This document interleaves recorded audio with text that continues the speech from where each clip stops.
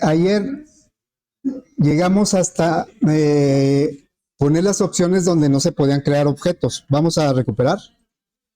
A ver, jóvenes, ya empezamos. Bueno, entonces tenemos aquí el frame. Bueno, miren, ayer hasta donde llegamos fue verificar qué fue lo que capturó el usuario y en base a eso le respondíamos ya sea creando el objeto correspondiente o diciéndole que no se podía crear por alguna razón. Bueno, eso, entonces, estos son las 8 acciones que vamos a implementar. Ya pusimos todas en donde no se puede crear un objeto y le pusimos un mensaje indicando cuál era la razón de que no se creara el objeto. Bueno, entonces nos faltan precisamente en donde se crean los objetos. Vamos a completar eso. En el botón crear, ¿verdad?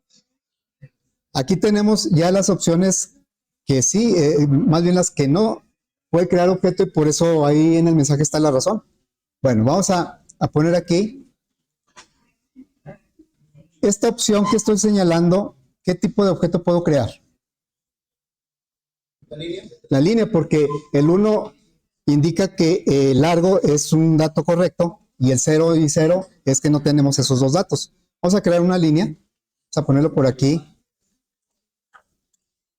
Crear una línea. ¿Y cómo la vamos a crear? Pues de esta manera. Sería línea, lin es igual.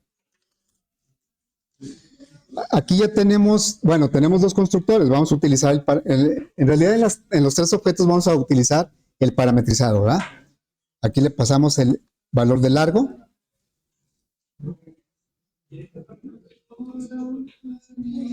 Y tenemos etiquetas para mostrar los elementos de ese objeto. En el caso de largo, perdón, de línea, fíjense que línea pues realmente no hace nada más que crear el objeto y tener un dato, pero no calcula ni... Tenemos una etiqueta en donde vamos a poner los datos del objeto. Eso es a través de su método toString. Si lo estuviéramos haciendo en modo consola, al pasarle la referencia lin al println, solito lo convertiría a cadena mandando llamar el toString. Pero como lo vamos a poner en una etiqueta, JLay objeto, le pusimos a la etiqueta, vamos a ponerle un texto y aquí sí tiene que ser por fuerza una cadena. Y lin, pues no es una cadena. Lin es un objeto de la clase línea. Ahí tenemos que convertirlos por nuestra cuenta a cadena. Puede ser concatenando una cadena nula, con lo cual va a mandar llamar el toString, pero también nosotros podemos mandar llamar directamente el toString. Ahorita como estamos viendo métodos heredados y anulados, mejor lo voy a poner el punto toString. Sería el mismo resultado si le pusiéramos lin más cadena nula. Bien, aquí no hay otra cosa que agregar, porque pues, la línea no tiene ningún cálculo. Entonces nos vamos al siguiente objeto que podemos crear, que viene siendo este, ¿verdad? ¿Ahí qué tipo de objeto podemos crear? Un rectángulo, entonces vamos a poner aquí, crear un rectángulo.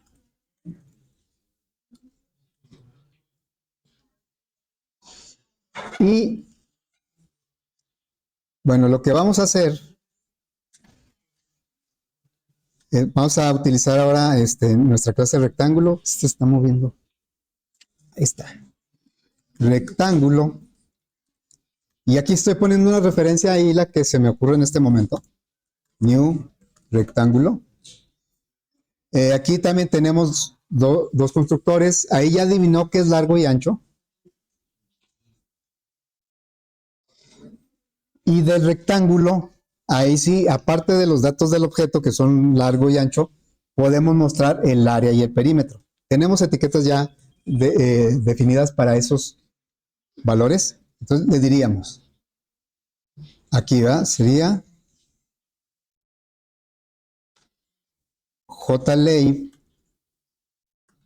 objeto, vamos a poner con el ctext Me sugiere la variable opciones porque es de tipo cadena y setExt espera una cadena. Y como en el entorno, ahí en el contexto, la variable tipo cadena es opciones, por eso es la que sugiere, pero claro que nosotros no vamos a poner esa, sino del objeto rec o la referencia rec, vamos a mandar llamar el toString. Puede ser más una cadena nula o directamente nosotros mandamos llamar el toString.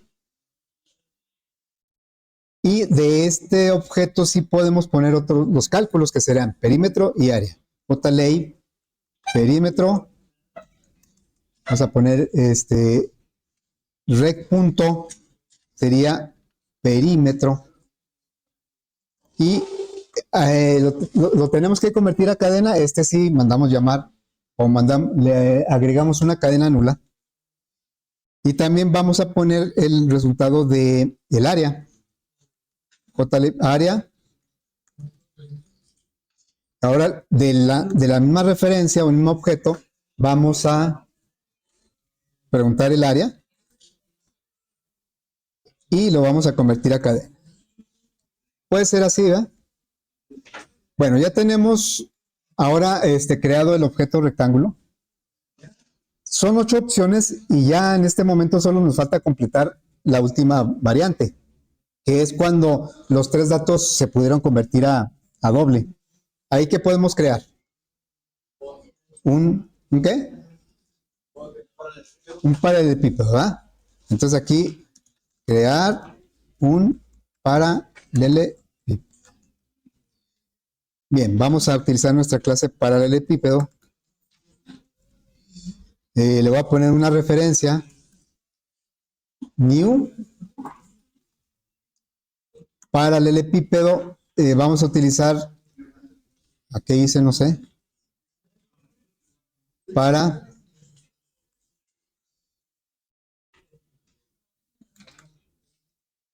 paralelepípedo y tiene 2 constructores. Vamos a utilizar el segundo. Pues ahí también ya lo adivinó, largo, ancho y espesor. Ahora, del paralelepípedo, ¿qué está marcando aquí? Es que le puse 2 puntos en lugar de punto y coma. De vamos a mostrar obviamente sus datos a través del método toString, JLay, objeto. Vamos a indicarle par.toString. Ahí estamos mandando llamar el string así explícitamente. Vamos ahora a mostrar, en este caso aplica área y volumen. Área, le vamos a decir a la referencia par que nos traiga el cálculo del área y de ese vamos a convertirlo a cadena y del JLay volumen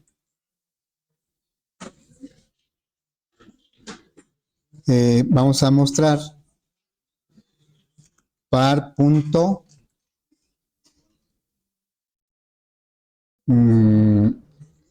¿verdad?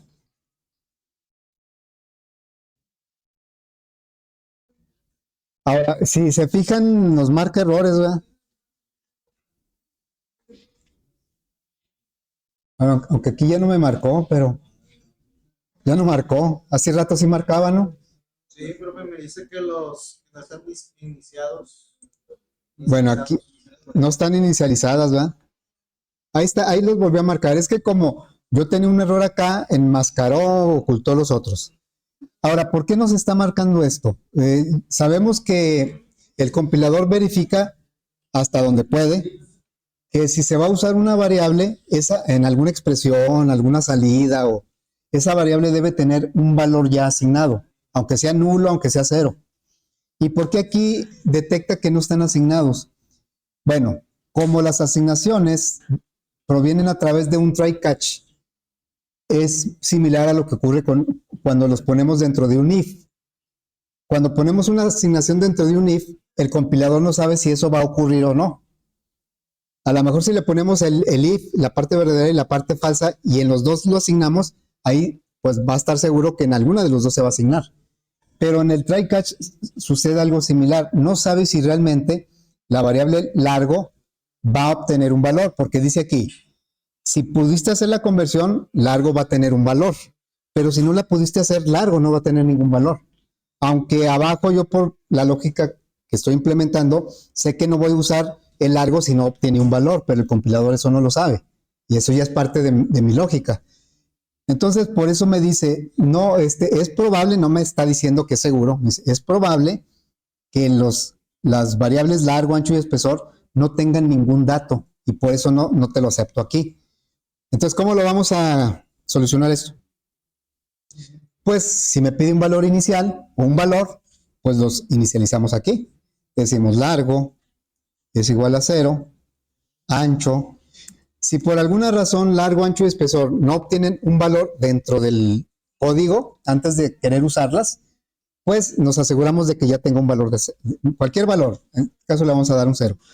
Según nuestra lógica, si largo, ancho y espesor no tienen un valor, fue porque lanzó una excepción y entonces pues no las vamos a usar. Pero les digo, el compilador no sabe eso. Bueno, aquí ya nos debe haber quitado el error. Ya está ahí. Creo que, bueno, vamos a ver ahí. Vamos a probar. Ya tenemos todas las variantes analizadas. Vamos a decir.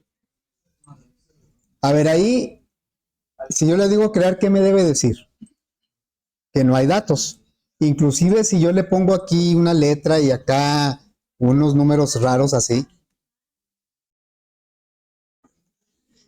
pues me va a decir que no hay datos porque no pudo convertir ni la F a doble ni este lo pudo convertir a doble. Está considerando que no hay ningún dato válido. Bueno, o sea, aleatorios, ahí ¿qué debe formar? Paralelepípedo, y aquí, pues bueno, vemos que sí es un paralelepípedo porque nos muestra sus tres atributos y no calcula perímetro porque ese no es significativo. A ver, le voy a dar otra vez aquí, aleatorios. Ahí, ¿qué debe crear ahí? Una línea, y es cierto, la línea nada más tiene largo y no tiene ningún cálculo. Y luego, aleatorios, ¿ahí qué debe crear? Un rectángulo, está bien porque me da el perímetro del área. Ahora, esto el usuario lo puede entender por inspección de los datos, pero tal vez sería mejor ponerle algún letrero que diga, se creó una línea o se creó un paralelepípedo, o mejor aún, ponerle una imagen, que se vea una línea, un paralelepípedo o un rectángulo. Entonces, bueno, aquí si por ejemplo nosotros le quitamos ¿qué me debería decir? Que ancho no es suficiente, ¿verdad? Si le digo aquí esto, ¿qué me debe decir? Que ancho y espesor no es suficiente. Ya están analizados todos los. Sería interesante que ustedes intentaran hacer esto en lugar de con excepciones como lo hicimos, que lo intentaran con puras condiciones, con puros if, para ver si lo que yo dije, que me parece que de esta manera es más práctico, más compacto, o no, ¿verdad? Bueno, miren, ¿tienen internet? No. Bueno, voy a pedir que pongan el internet para descargar unas imágenes que puse en la página para poderlas agregar aquí en la aplicación. Dejen.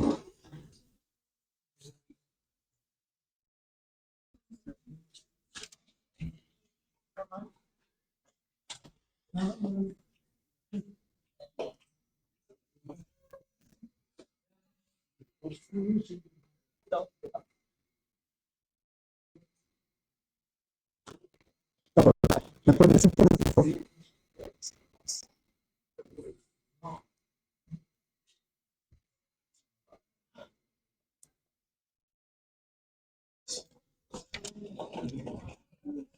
Bueno, mientras se activa el internet, vamos a poner 3 etiquetas, ¿sí? A ver, ahí está. Vamos a agregar una etiqueta por cada dibujo. Tal vez se me vaya a desacomodar un poco esto, pero no me voy a pelear ahorita. Así como quede está bien. Entonces, a ver, voy a poner una etiqueta aquí y la voy a hacer más o menos de este tamaño, más o menos así. y ahí va a ir la línea. Y luego, si la duplico, me va a empezar a desacomodar acá. Mejor, otra etiqueta, ¿sí? Otra etiqueta, aquí va a ir más o menos el rectángulo. ¿Es el de figuras, profe? Es el de figuras, se llama figuras para el epípedo, ¿no? Y se llama, el archivo se llama figuras. Y voy a agregar otro. Es que si lo duplico, esto me lo va a aventar para abajo. Bueno, ¿qué tal si lo copio? Ahí lo copié. Ahí está, ¿sí? Bueno. Le voy a agregar, el archivo se llama figuras y trae 3 imágenes, una línea, un rectángulo. A ver, jóvenes, se oye mucha plática. Bueno, entonces vamos a agregar eso. Yo traigo por aquí mi archivo de figuras. A ver, yo lo tengo en el escritorio, notas de clase. Aquí tengo, es este mismo archivo que yo tengo por aquí. Lo voy a copiar en la carpeta de código fuente, así como cuando agregamos la imagen de asignación. Bueno, entonces voy a ir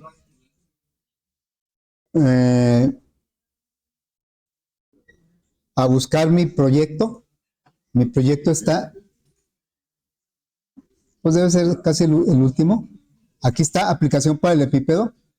Voy a entrar ahí, al código fuente, al paquete de fuentes, y aquí voy a copiar mi archivo de figuras. Lo voy a descomprimir aquí. Entonces lo extraigo. Ahí me dice que va a crear una carpeta que se llama figuras, pero luego yo prefiero que lo ponga en la misma carpeta. Le voy a quitar esto de figuras para que ya los descomprimió. Y aquí están mis figuras, miren. Aquí está el rectángulo, la línea y el paralelepípedo está por aquí. Son unos archivos PNG. Bueno, entonces, como ya los tengo ahí, me voy a ir a las etiquetas y aquí voy a poner la línea. A ver, ahí voy a poner la línea, me voy al icono. Aquí ya aparecen, bueno, en mi caso ya aparecen, a veces no aparecen, y si no, pues los buscamos por ahí. Digo la línea, ya me puso la línea ahí. Voy a tomar y en el icono le voy a agregar el rectángulo. Y vamos a agregarle ahora en el icono el paralelepípedo, ¿sí? Ahí están las 3 figuras. Muy bien, entonces, lo primero que voy a hacer es cambiarle los nombres a las etiquetas para poder identificarlas en el código. Así es que a esta le voy a poner JLabe línea y luego a JLabe rectángulo y a le voy a poner JLabe paralelepípedo.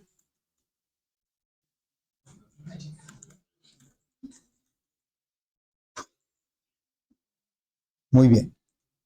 Ya las tengo identificadas.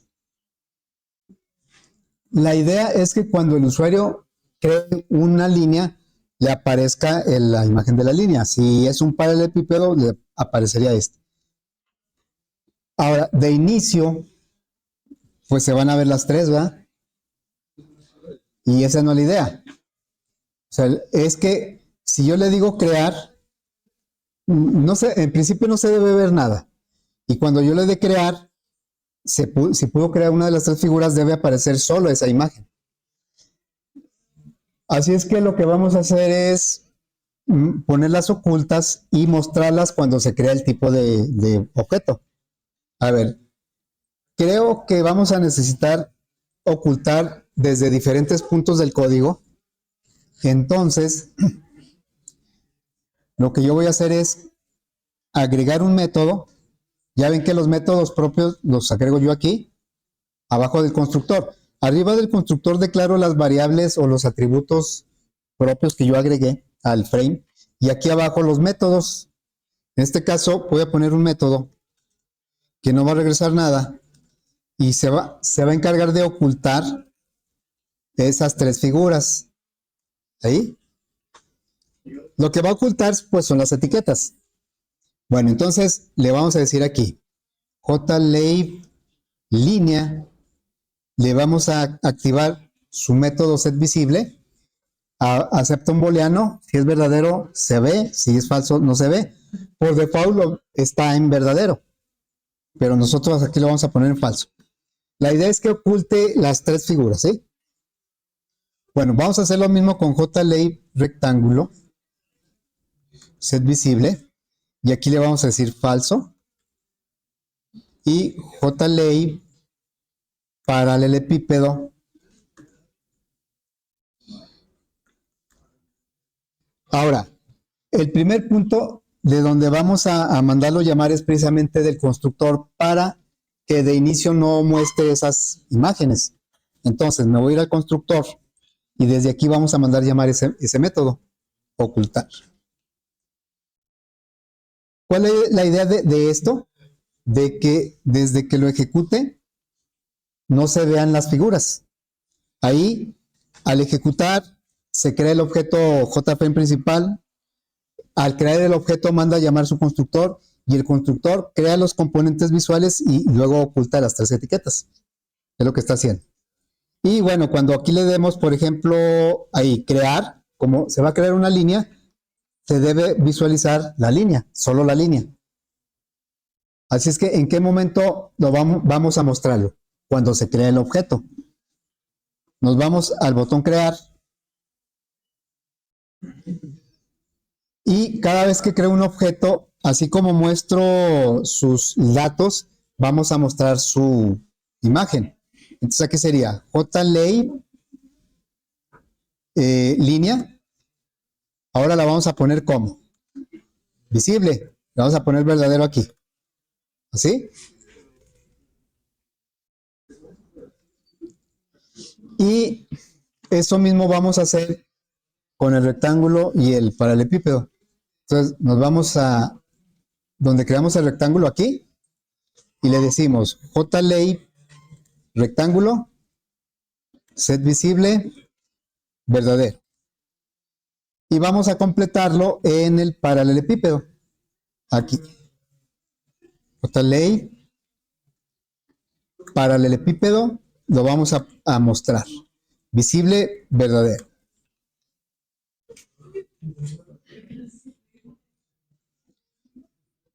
Muy bien, entonces ahí lo ejecutamos.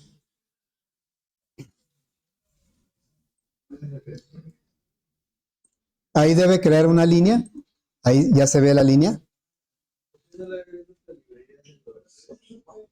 Si le digo aquí, voy a agregarle un número aquí para que me pueda crear un rectángulo. Y ahí está el rectángulo. Y luego aquí está el paralelepípedo. Pero pues esa no es la idea, ¿verdad? Porque pues ahí me está mostrando los tres. La intención es que solo muestre la figura que creó. ¿Qué nos hace falta? Ahí va a llegar el momento en que siempre se van a ver los tres. Y que se borren, que se oculten cada vez que... Entonces me voy a ir al botón crear. Aquí. Y vamos a decirle que se oculten. Entonces aquí le decimos ocultar.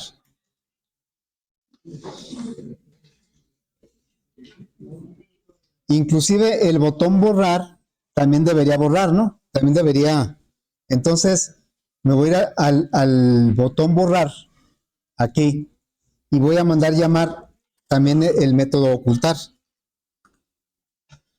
Y como el botón aleatorios ejecuta el método, el botón borrar, pues también el aleatorio me va a ocultar los elementos. Vamos a checar. Mande. A ver, ahorita lo checamos. Aleatorios, ahí debe crear una línea. Ahí debe crear solamente un rectángulo. Y aquí debe crear un paralelepípedo. Ahora sí, ya nada más está viendo la figura que está creando. Si le doy aquí aleatorios, me lo debe borrar. Aleatorios, aleatorios, crea un rectángulo, aleatorios, crea una línea, aleatorios, crea un paralelepípedo, ¿sí? Borrar. Muy bien, entonces creo que ya está terminada nuestra aplicación. Todavía, bueno, se le pueden agregar más cosas, pero... A ver, ¿te sigue marcando error? ¿Le puedes regresar al método? Ahí está el método ocultar. No es la mejor forma de mostrar imágenes, ¿verdad? En tiempo de ejecución. Ya, ¿Ya? Habría otras formas, ¿no? De usar una sola etiqueta y que actualizara la imagen que está en la etiqueta. Pero bueno, eso, si hay oportunidad, lo hacemos en otra ocasión. Bien, miren, ahorita, ¿qué tema estamos viendo, por cierto? Herencia, ¿verdad? Estamos viendo herencia. Bueno, entonces, fíjense, me voy a regresar a la aplicación en modo consola. Ya esta, digamos que ya la terminamos. Me voy a la aplicación en modo consola. A ver, me voy a concentrar en un artículo, en un objeto. El objeto CPU, ¿sí? Bueno, el objeto CPU, acuérdense de lo que ya empezamos a ver en herencia, que por ejemplo, el objeto pantalla o la referencia pantalla es un rectángulo, pero como está en una referencia de línea, solo tiene acceso a los métodos que están en línea, a los elementos que están en línea. Por eso acá le pusimos, el constructor define el tipo real del objeto, pero la clase define el comportamiento. Bueno, el CPU ¿qué tipo de objeto es realmente? ¿Es un qué? Lo acabo de decir acá. Es un paralelepípedo. El CPU es un paralelepípedo. Pero ¿cómo se está comportando? Como un rectángulo. Entonces, si nosotros le damos aquí CPU, punto, aunque sea un paralelepípedo, no tengo acceso al método volumen. ¿Por qué razón? Porque está trabajando como un rectángulo, ¿sí? Bueno, el rectángulo sí tiene el método área, por lo tanto podemos acceder a ese método, ¿verdad? Ahora, la pregunta que yo les haría es, ¿cuál método creen que ejecutaría? ¿El área del rectángulo o el área del paralelepípedo? Ese método está en las dos clases. De acuerdo a lo que estoy diciendo, debería ejecutarlo como un rectángulo, ¿no? Porque está en una referencia de rectángulo. Bueno, vamos a checar. Voy a irme hasta acá para que esta salida no me confunda. Le voy a decir, System, voy a mostrar el área del CPU.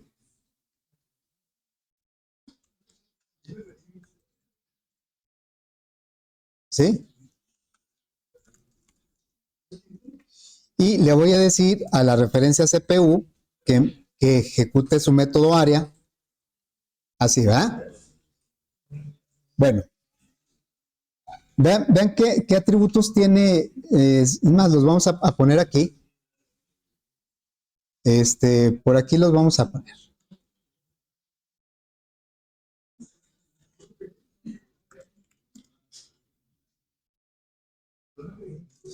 Aquí sería nada más mandar llamar. Esto lo que va a resultar es que manda a llamar su método toString, porque Java ve una cadena aquí, lo convierte a cadena, ¿y cómo lo convierte a cadena? Mandando llamar el método toString. Voy a poner un brinco de línea, para que no se confunda con las salidas de acá. A ver, lo voy a ejecutar. Dice que los datos del CPU son 40, 12 y 30. Y ya desde aquí como que no coincide tanto con lo que he estado diciendo. CPU es un paralelepípedo. El constructor lo define como un paralelepípedo, pero está en una referencia de rectángulo, debería trabajar como un rectángulo. Pero vamos a ver. El toString, ¿cuántos datos me muestra? Me muestra largo, ancho y espesor. O sea, yo esperaría que si está en una referencia de rectángulo y se está comportando como un rectángulo, cuando mande llamar el método toString, ejecute el del método rectángulo, de la clase rectángulo. Y ese toString solo tiene largo y ancho, pero vemos que no, que me reporta tal y como es el objeto, que es un paralelepípedo.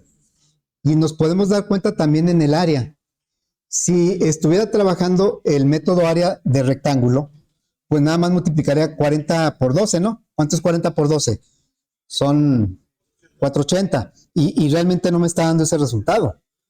A ver, ¿cómo calcularíamos el área del paralelepípedo? ¿Me ayudan, por favor? Sería 40 por 12 más 40 por 30 más 12 por 30.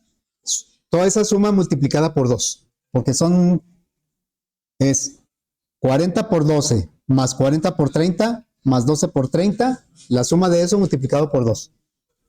4080, gracias. Es lo que me está dando aquí. Bueno, entonces, yo he estado diciendo, CPU es un paralelepípedo, pero se comporta como un rectángulo.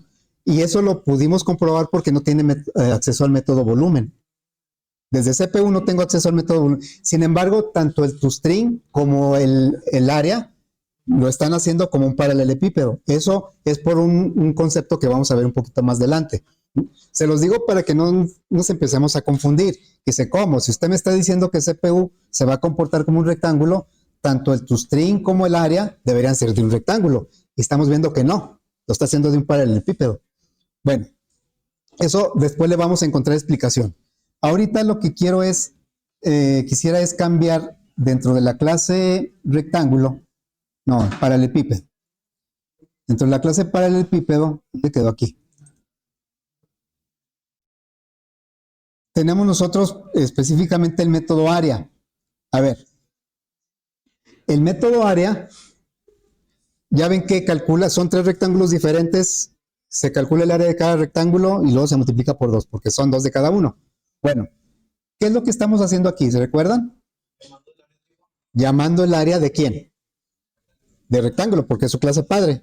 Bueno, ¿qué pasa si yo quito esto? No me marca error, ¿sí? Vamos a ver qué sucede, ¿no? Lo voy a ejecutar. ¿Y qué pasó? ¿Qué tipo de error me está dando? ¿Qué tipo de excepción? Stack Overflows. ¿Han accedido a esa página alguna vez? ¿Eh? Está sobrecargado, dice pila desbordada. ¿Sí? A ver, vamos a analizar un poquito por qué. Cuando nosotros mandamos llamar una función, un método, el compilador lo que hace es ponerlos en un lugar que se llama pila de las funciones. Y ahí las va poniendo y las va mandando llamar conforme las va necesitando, en el orden en que fueron llamadas. Pero lo que estamos haciendo aquí, a ver, yo mando llamar el área, como lo hice aquí. Aquí estamos mandando llamar el área del objeto, que internamente pues es mandar llamar esto, ¿verdad? Esta área. Luego, este método área, ¿a quién manda llamar? ¿Al área de quién?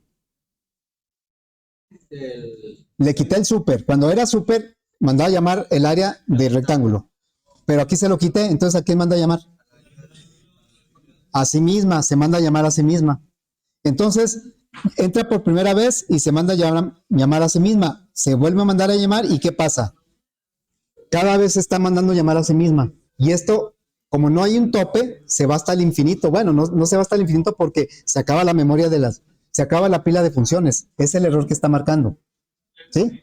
Bueno, aquí nos estamos dando cuenta que efectivamente está trabajando el método área del paralelepípedo, aunque CPU está en una referencia de rectángulo. Dijimos que eso lo vamos a explicar por qué pasa así. Bueno, entonces aquí para que ya no marque error, ¿qué tenemos que hacer? Super. ¿Sí? Para que entre aquí el método área cuando se manda a llamar, y luego aquí ya no va a haber problema porque manda a llamar área pero de super, no a sí misma. Bueno, eso les digo, luego le encontramos una explicación por qué, a pesar de que el objeto está en una referencia de otra clase, por qué los métodos se siguen mandando llamar de su clase original, que en este caso es paralelepípedo. Muy bien. Bueno. Fíjate que tú dices por si quiero mandar, bueno, aquí no sé si aplique, tú dices así. Yo alguna vez lo intenté y no me deja. Bueno, porque área dice que no está, ¿verdad? Es que si le super, ¿a quién estaría mandando llamar? A línea, ¿verdad? Y línea no tiene área. No sé si por eso sería cuestión de probar, ¿sí? Bueno, entonces, ya terminamos el ejercicio. Vamos a empezar, aunque sea lo primero, otro concepto. Todos estos son conceptos de herencia y polimorfismo. Si se fijan que no hemos visto así mucho código nuevo, digo, instrucciones nuevas, lo que estamos viendo más bien son conceptos nuevos o diferentes. Bueno, voy a cerrar todo esto. Y me voy a apoyar de las notas. A ver, jóvenes, por allá los de atrás como que no están en clase, ¿verdad? O no sé quiénes no están en clase. Bueno, vamos a, este no, era este otro. Vamos a hacer, a empezar a ver este tema. Fíjense, una clase abstracta, bueno, me voy a apoyar de unas notas que traigo por aquí y que les voy a pasar después este archivo. El concepto de clase abstracta, lo vamos a empezar a utilizar. ¿Qué nos da la idea de una clase abstracta? Pues de una clase como que está ahí nada más definida, pero no es muy concreta. Bueno, nosotros cuando creamos una clase, cuando definimos una clase, ¿cuál es la intención? Pues crear objetos de esa clase, ¿no? Pasarle datos y con los métodos que nos ayudan a resolver problemas. Pero, ¿qué pasa si una clase no me permite crear objetos? Estamos hablando de una clase abstracta. Aquí viene la idea, así bien explicada. ¿Qué sentido tendría una clase que no me permite crear objetos? Bueno, aparentemente no tendría sentido. Pues ¿para qué quiero una clase si no me va a dejar crear objetos? Pero sí tiene mucho sentido, porque en programación orientada a objetos, como en la vida real, recuerden que la programación orientada a objetos es una analogía del mundo real, nosotros manejamos muchos conceptos sin tener algo que sea concreto para esos conceptos, ¿sí? Manejamos ideas, aunque no las veamos, pero sí manejamos ideas. Y esas ideas nos permiten entender conceptos y resolver problemas. Entonces, es más o menos la misma, el mismo sentido que se le da aquí. Una clase abstracta me va a definir un concepto y ese concepto va a tener clases hijas, las cuales sí me van a permitir crear objetos. Entonces, por ejemplo, aquí tenemos una jerarquía de clases de animal, ¿sí? Yo tengo una clase animal que tiene un método que se llama comer. Y luego de ahí derivo otras dos clases, una carnívoro y otra herbívoro, que tienen, en este caso tienen método cazar, no tiene ningún método. Y en un tercer nivel de la jerarquía tenemos objetos ya más identificables, ¿no? Animal es un concepto muy amplio, muy general. Cuando yo digo un animal, pues me puedo imaginar muchos animales, ¿no? Hay muchos tipos de animales. Por eso no es tal vez tan práctico crear un objeto de la clase animal. Pero sí, tal vez tampoco ni de carnívoro. Cualquier carnívoro es un animal, ¿verdad? Aunque no cualquier animal es un carnívoro. Por eso la relación de herencia va de los hijos hacia el padre. Si luego yo del carnívoro tengo una clase hija que se llama león, entonces un león es un carnívoro y un carnívoro es un animal. Ya en un contexto ya de ver objetos, sí tiene sentido ver un león. Yo, si me dicen un carnívoro, pues me puedo imaginar muchos carnívoros. Pero ya cuando me dicen un león, yo ya me puedo imaginar un león en particular. Cuando les pregunté en la mañana nombres de leones y me dijeron, ¿cuáles creen que me dijeron? Nombres de leones. Alex. Alex, ah, caray, ¿quién es ese león? Simba, me dijeron Simba, Scar. Y luego yo les dije otro que en mis tiempos, una caricatura que se llamaba El Rey Leonardo. No sé si alguien la ha visto. Allá en las... pero ahí sí ya nos estamos imaginando objetos en concreto. Pero hablar de animales es algo muy general, muy ambiguo, ¿no? Bueno, entonces la clase animal podría ser abstracta porque no me interesa crear objetos de la clase animal. Sin embargo, sí me ayuda a hacer una estructura, una organización de los animales. También tal vez no me sería muy útil crear un carnívoro porque es es algo muy genérico. Pero ya sí me interesa crear un león, un tiburón famoso.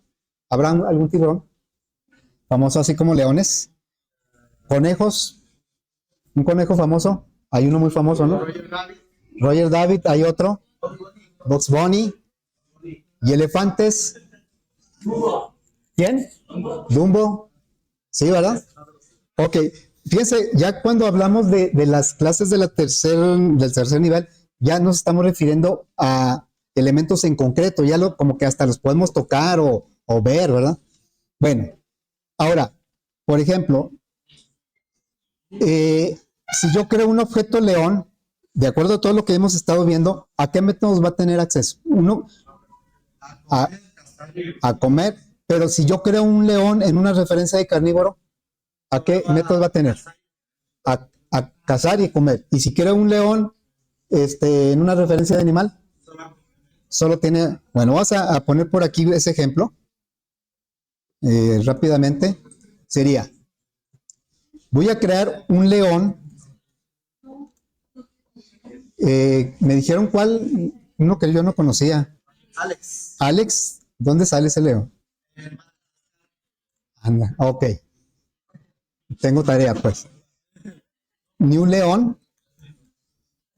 Ahorita vamos a ponerlo nada más así. Entonces, este león o esta referencia león, vamos a ponerle por aquí como un comentario, ¿no?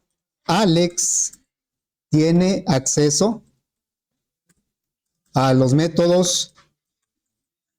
¿Sí se acuerdan cuáles métodos son? Comer, ok, comer, cazar. Caza igual un león que un tiburón. Y rugir. Ok, vamos a crear ahora un objeto, pero en una referencia de carnívoro. Carnívoro, otro, Scar, ¿o cómo? ¿Cómo se llama el Rey León? Simba. Simba. A ver, ahí tenemos Simba. ¿A qué tiene acceso? Simba tiene acceso a los métodos, nada más a los que pueda haber carnívoro, ¿verdad? Que son, ¿qué? Comer y cazar. Bueno, y vamos a crear un tercer, todos son leones, ¿eh? Ahora vamos a crear en una referencia de animal a otro león. Bueno, Leonardo. Es el que yo conozco. Igual a New, león. ¿Sí? ¿A qué métodos tiene acceso Leonardo? Leonardo. Ahora, ya sabemos que estos no son objetos en realidad, son referencias, ¿verdad? Leonardo tiene acceso al método comer. ¿Sí? Bueno, ¿y qué tal si Leonardo quiere cazar? ¿Cómo le haríamos? Porque es un león. Nada más que en la referencia que lo pusimos no puede cazar. ¿Cómo le hacemos para que pueda cazar? Carnívoro. El mismo Leonardo. Porque no es un nuevo objeto, es el mismo. ¿Sí? Nada más que ahora le vamos a decir, Leonardo, ahora tú no te vas a comportar como un animal, sino te vas a comportar como un carnívoro. Entonces, aquí, ¿qué sería? Carnívoro. ¿Sí? Carnívoro, Leonardo. Estamos haciendo un cast, ¿sí? Ahora, ¿a qué tiene acceso? Ahora tiene acceso a comer y a cazar. A cazar, ¿no? A comer ya tenía acceso. Ahora tiene acceso, ¿sí? Tiene comer. Y ahora si quiero que el mismo objeto tenga acceso a rugir, ¿qué hacemos? León, le voy a poner mismísimo porque mismísimo Leonardo, es que es el mismo, no es otro. Leonardo es igual a ¿qué? ¿Qué le ponemos aquí? León, y luego puede ser Leonardo o mismo Leonardo. Vamos a poner Leonardo. ¿Sí? Ahora tiene acceso a ¿qué? Ah, ok. A rugir. O sea que Leonardo está así como mudo, no puede rugir. Ni siquiera puede cazar. Bueno, entonces así es como se van a ir comportando. Todo esto que estamos viendo, lo debemos tener muy presente a la hora de que apliquemos en los ejercicios que vamos a hacer. ¿Dudas, preguntas? Ok, entonces le seguimos mañana.